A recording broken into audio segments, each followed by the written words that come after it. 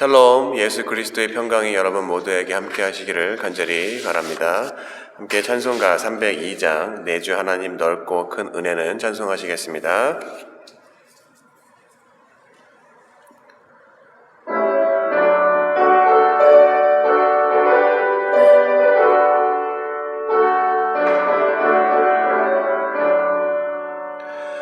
내 주 하나님 넓고 큰 은혜는 저 큰 바다보다 깊다. 너고 닷줄을 끌러 깊은 데로 저 한가운데 가보라. 언덕을 떠나서 장파에 배 띄워 내 주 예수 은혜의 바다로 내 맘껏 져가라. 왜 너 인생을 언제나 거기서 저 큰 바다 물결 보고 금이 모르는 깊은 바다 속을 한번 헤아려 안보나. 언덕을 떠나서 장파에 배 띄워 내 주 예수 은혜의 바다로 내 맘껏 져가라. 많은 사람이 얕은 물가에서 저 큰 바다 가려다가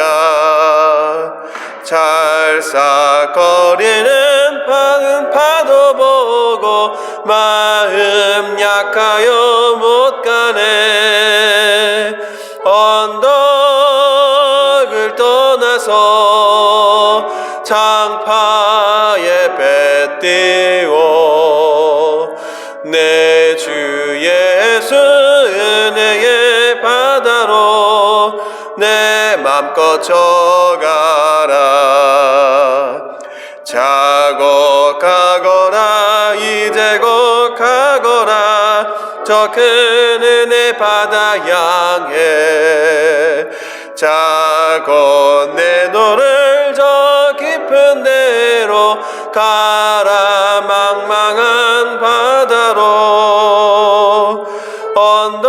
언덕을 떠나서 장파에 배 띄워 내 주 예수 은혜의 바다로 내 맘껏 져가라. 아멘. 찬송가 한 장 더 하시겠습니다. 301장 지금까지 지내온 거 찬송하시겠습니다.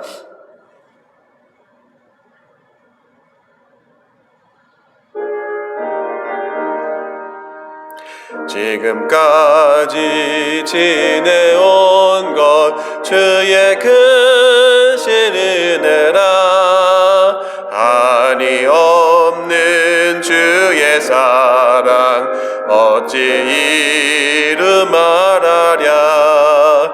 자나깨나 주의 손이 항상 살펴주시고 모든 일을 주 안에서 형통하게 하시네. 몸도 맘도 연약하나 새 힘받아 살았네. 물 붓듯이 부시는 주의 은혜 족하다. 사랑 없는 거리에 나 험한 산길에 맬 때 주의 손을 굳게 잡고 찬송하며 가리라. 다시 배울 날이 날로 다가와 무거운 짐 주께 맡겨 오실 날도 멀잖네. 나를 위해 예비하신 고향 집에 돌아가 아버지의 품 안에서 영원토록 살리라. 아멘.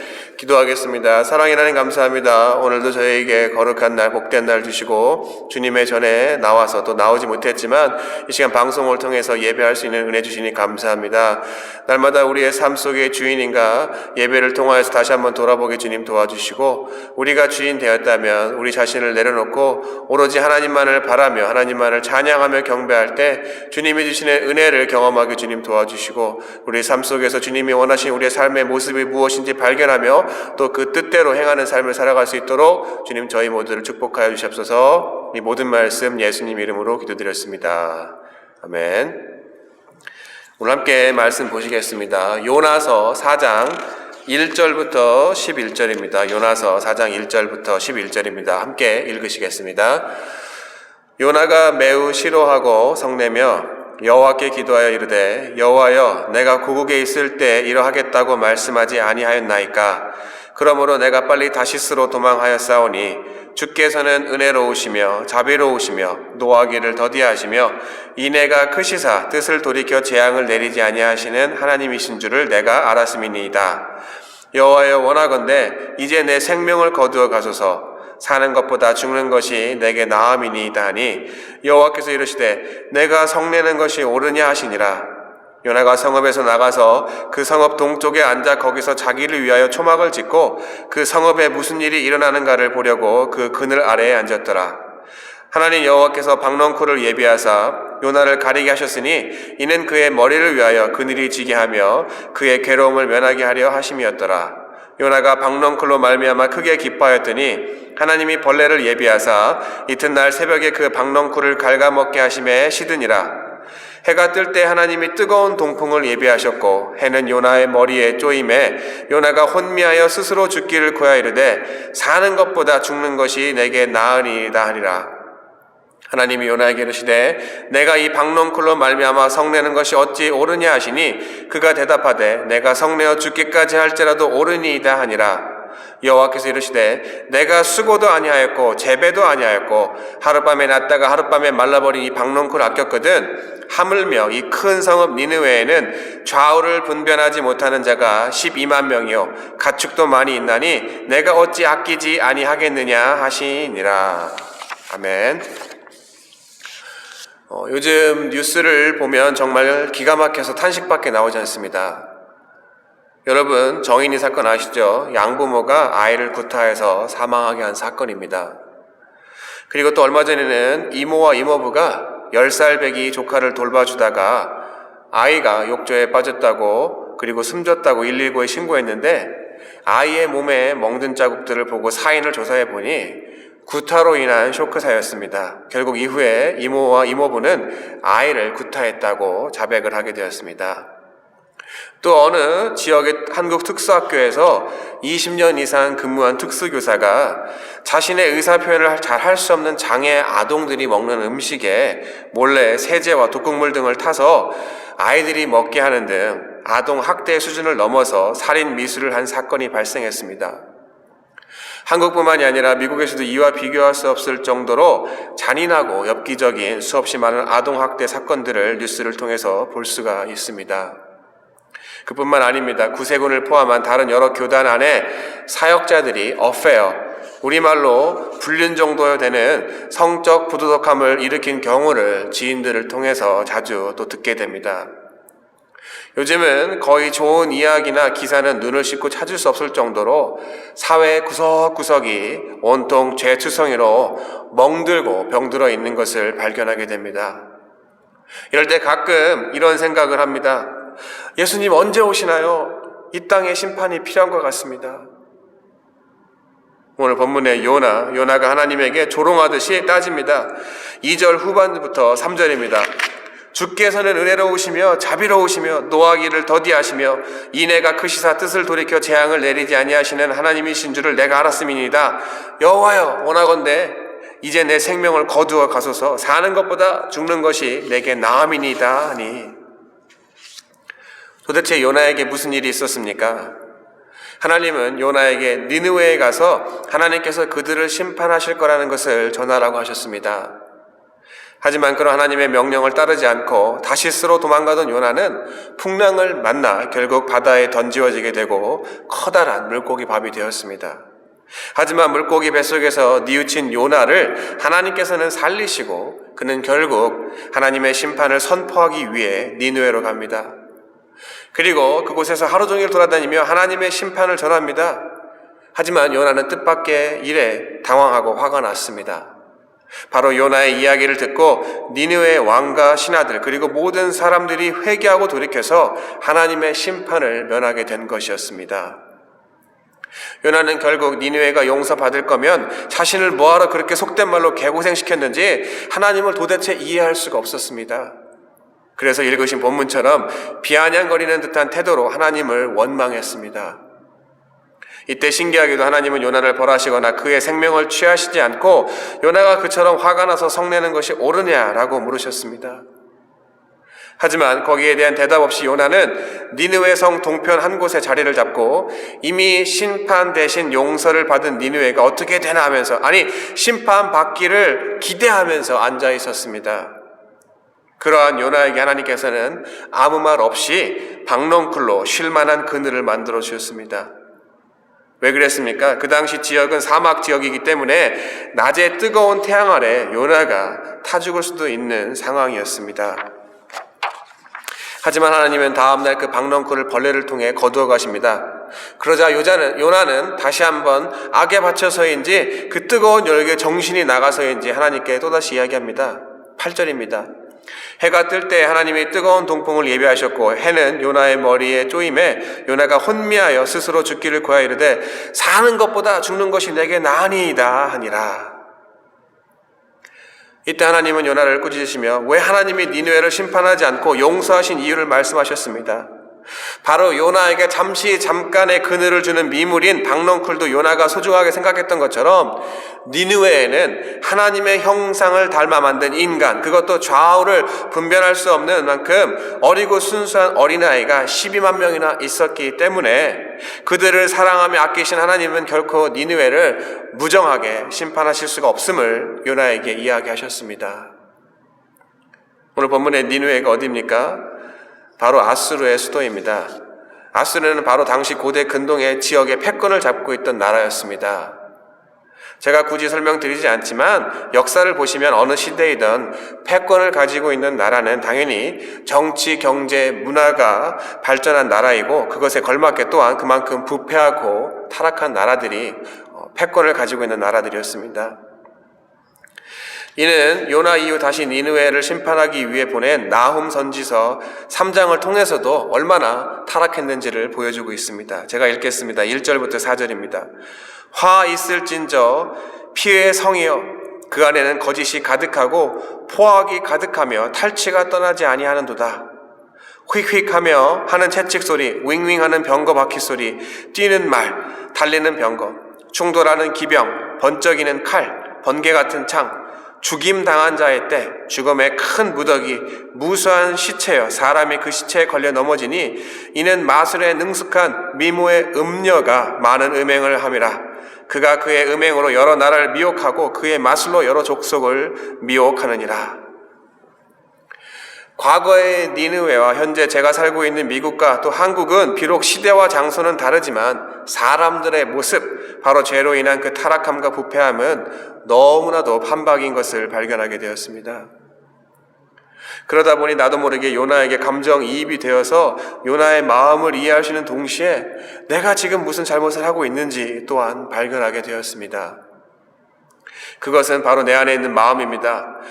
아주 그냥 못된 사람들, 죄짓고 타락한 사람들이 하나님께서 싹 다 쓸어갔으면 좋겠다, 심판받았으면 좋겠다, 이런 마음이 들지만 하나님은 심판을 통해 그들이 회개하고 다시 살리시기 원하시는 것이지 심판 자체로 사람들을 멸망시키는 것은 결코 하나님의 뜻이 아니라는 것을 발견했습니다.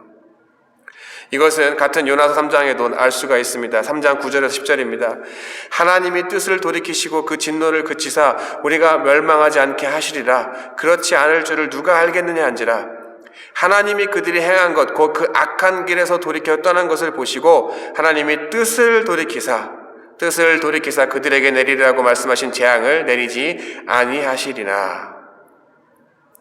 이미 성경을 읽고 성경을 공부하고 또 신학을 공부하면서 결국 하나님은 심판이 아닌 사랑이시라는 것을 너무나도 잘 알고 있지만 내가 살고 있는 현실에서 주변의 사람들과 사건 사고들을 바라보면 볼수록 왜 그것이 나에게 실제로 다가오기보다는 요나와 같이 깡만 남았을까라는 질문이 생겼습니다. 이후 아수르는 요나의 경고에 잠시 돌아선 것 같지만 결국 150년이 지나 멸망하게 됩니다. 결국 하나님은 요나를 통해 니느웨 사람들을 회개케 하시고 150년이라는 시간을 벌어서 많은 이들을 멸망이 아닌 구원해 주셨구나라는 생각이 들었습니다. 바로 나는 심판받을 만한 죄인이지만 이제 막 꽃을 피우기 위해서 자라고 있는 어린 하경이와 하율이를 사랑하시는 하나님을 경험하게 된 것입니다. 요나서는 특이하게도 요나를 향한 하나님의 꾸짖음을 끝으로 결론이 없습니다. 이처럼 요나서의 끝이 없는 것은 오늘 하나님의 말씀을 통해서 깨닫게 한 나에게 주어진 메시지를 가지고 앞으로 내가 어떻게 살아야 하는지, 바로 이후의 나의 삶의 태도에 따라서 하나님이 심판을 거두고 많은 이들을 구원하시거나 아니면 회개하고 돌이키지 않는 나의 고집과 완악함으로 나를 포함한 모두가 심판받아 멸망받는 것은 모두 이 메시지를 듣는 사람들의 결정에 달렸다는 것입니다. 사랑하는 성도 여러분, 때로는 어떤 이들이 심판이라고 이야기하는 우리에게 닥쳐진 현실의 어려움, 그 현상 이면에는 깊이 숨어있는 하나님의 뜻이 있습니다. 심판보다 회개가 더 큰 목적, 바로 우리에게 주어진 어려움을 통해서 진정으로 하나님이 원하시는 우리의 삶의 방향이 어디인지를 깨닫고, 만약에 잘못 가고 있다면 돌이키기를 원하시는 것이지 결코 어려움을 주는 그 자체가 하나님이 심판하시는 목적이 아닌 것입니다. 그리고 그 근본은 하나님의 사랑이십니다. 히브리서 12장 5장 8절을 표준 세번역으로 제가 읽고 말씀을 마치겠습니다. 또 여러분 하나님께서 여러분을 향하여 자녀에게 말하듯이 하신 이 권면을 잊었습니다. 나의 자녀들아, 주의 훈련을 가볍게 여기지 말고 그에게 꾸지람을 들을 때 낙심하지 말아라. 주께서는 사랑하시는 사람을 훈련하시고 자녀로 받아들이시는 자마다 채찍질하신다. 주께서 여러분을 훈련하시거든 그것을 견디어내십시오.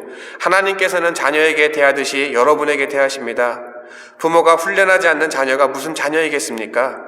모든 자녀가 받는 훈련을 여러분이 받지 않는다고 하면 여러분은 사생아이지 참 자녀가 아닙니다. 기도하겠습니다. 사랑의 하나님, 우리를 죽기까지 사랑하셔서 우리를 구원하시기 위한 그 주님의 사랑에 감복되어서 예수 그리스도를 통한 구원을 받고 주님의 자녀가 되어서 주님을 믿고 있습니다. 하지만 때로는 우리의 삶의 여러 가지 사람들의 죄악된 모습들을 바라보면 탄식하고 또 실망하고 마음 가운데 그들을 미워하고 증오하는 마음이 들 때가 있습니다. 하지만 오늘 요나서를 통해서도 배웠듯이 우리가 그러한 고난을 받고 하나님 그것을 목격하는 그것들을 저주하고 그들을 정죄하는 것이 아니라 우리를 통하여서 하나님의 사랑을 깨닫고 그들이 돌이켜 하나님 사랑 안에 다시 돌아오기 위해서 우리를 귀하게 사용하시는 줄을 믿습니다. 이 시간 타락한 영혼들을 위해서 아버지의 마음을 가지고 그들을 위해서 산식하며 기도하게 주님 도와주시고, 그들을 권면하고 주님의 말씀을 전할 때 그들이 돌이켜 회개해서 주님이 원하시는 삶의 방향으로 돌아오게 해주시고, 하나님 그들이 정말 하나님을 섬기며 우리 모두가 이 땅 가운데 죄로 인해서 멸망하는 세대가 아니라 다시 한번 회복되어지는 그러한 놀라운 부흥의 역사가 다시 한번 일어날 수 있도록 저희 모두를 사용하여 주시옵소서. 하나님, 코로나가 길어지고 많은 사람들이 육체적으로 또 심리적으로 정신적으로 여러 가지로 고통받는 가운데 있습니다. 이 가운데 다른 것에 소망을 두고 다른 해결책을 찾기보다는 온전히 주님만 바라고 주님만을 구할 때 주님이 예비하신 모든 것들로 이 위기를 잘 극복할 수 있도록 저희 모두를 축복하여 주시옵소서. 이 모든 말씀 살아계신 예수 그리스도의 이름으로 기도드렸습니다. 아멘.